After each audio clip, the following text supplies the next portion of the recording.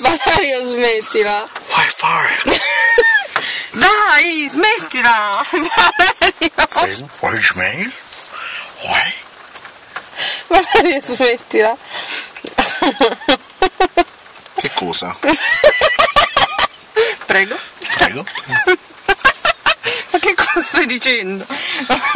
Non ho capito una cosa. Stamattina l'ho preso in giro. Questo video non è più divertente. La vogliamo smettere? Te lo mando wifi?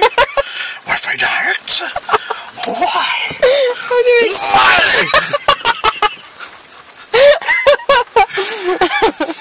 Senti, vogliamo parlare di quando mi sono addormentato?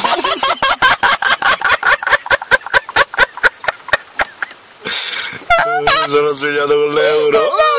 No, non vorrei mica raccontare tutto quello che stai facendo. Io dico wifi?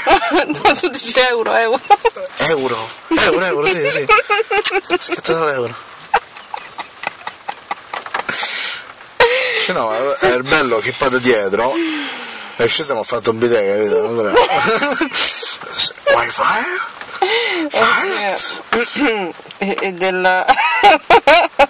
E del gel sotto le scene.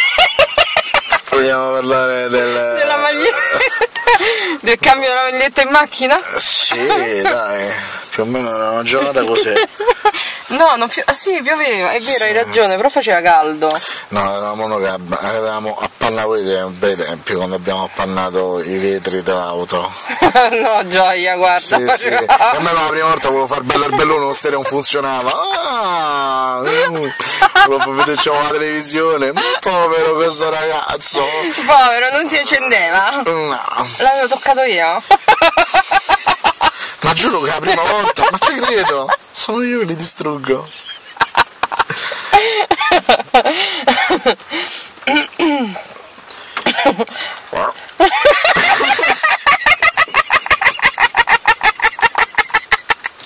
Arrospati. Oddio, la prima volta ho fatto il rospo.